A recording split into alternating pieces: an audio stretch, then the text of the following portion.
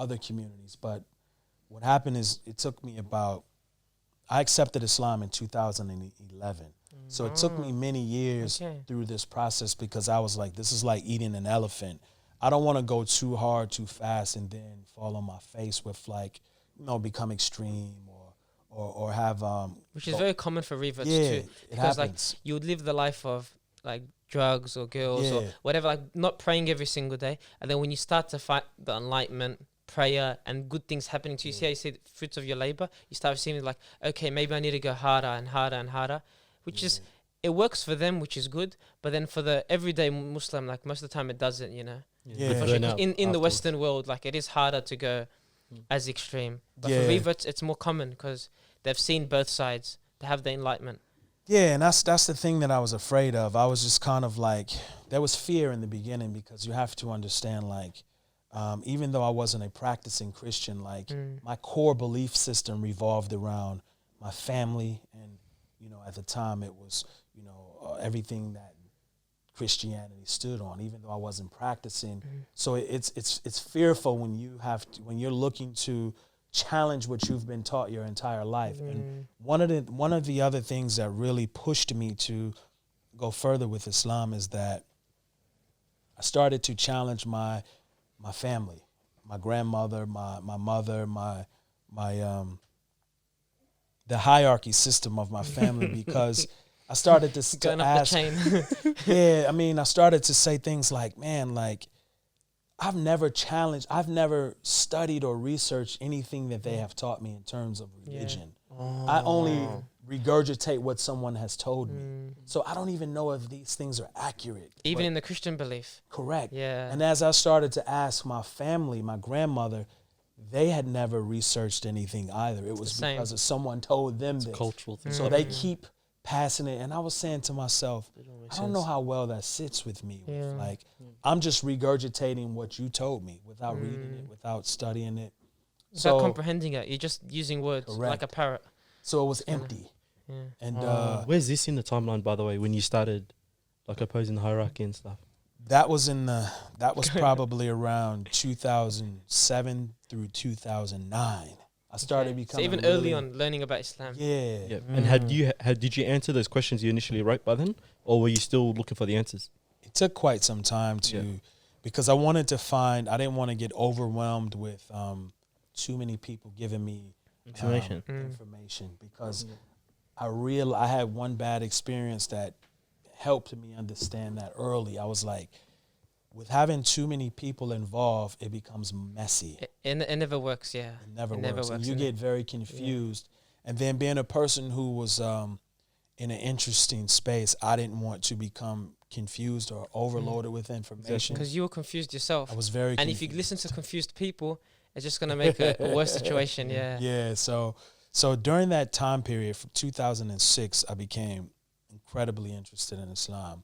Alhamdulillah. 2007 to 2010 was like the reading, the just asking questions, going to mosques to embrace and understand. I had two bad experiences at mosques too that kind of almost made me kind of stop two actually. And what happened? So during that time frame between 2007 and 2010, I realized that me reading and learning about Islam was sometimes the information I read online may not be accurate.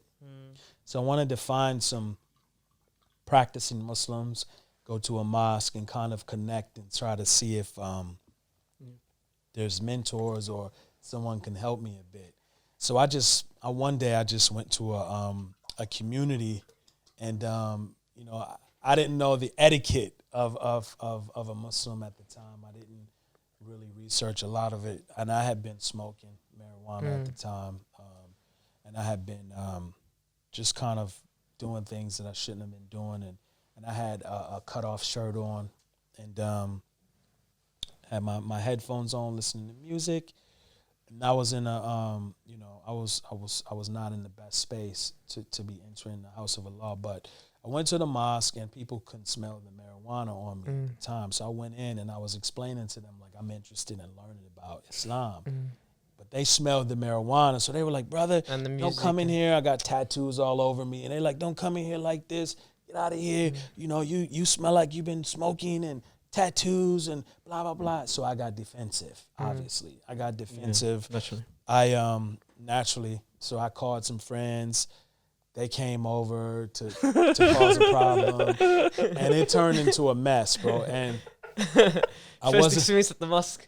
Yeah, my first experience at the States. mosque was terrible, and I took it personal, like at the time, because I wasn't in my right space. Yeah. Brothers weren't really welcoming; they were very just a bit. But I guess that's normal, though. Do you know what I mean? A curious person who gets sort of like turned away, like it's Yeah. a normal reaction. Do you know what I mean? It's a bump in the road, and It was a it's bump in it's the always road. supposed to be that Yeah. Allah plans like how much do you want it, because the hidayah it's not for everyone. You know, guidance isn't for everyone, especially to the extent of reverting. Alhamdulillah. Yeah, but I mean, to that story, what happened is a day or so later, I actually went back there and I actually apologized to the community for getting so upset, and I brought other people there with intentions to fight, etc. So I felt guilty about that because I'm like, man, I'm here trying to become a Muslim, and I was trying to justify it, like, but they were doing this to me, and that's the way.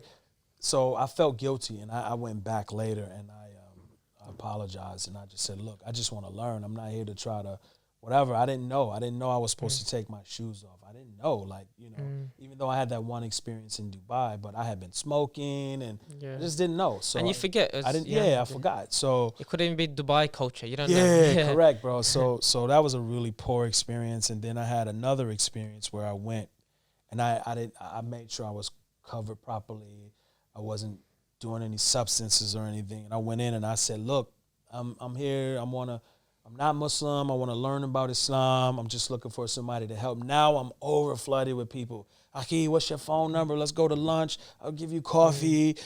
Take my number. Here's some books. Here's this. Sometimes there's too I much. was like, It's too much oh. information. Yeah, so I Yeah. became overwhelmed in that situation, and I was just like, man, I can't do this. So I left,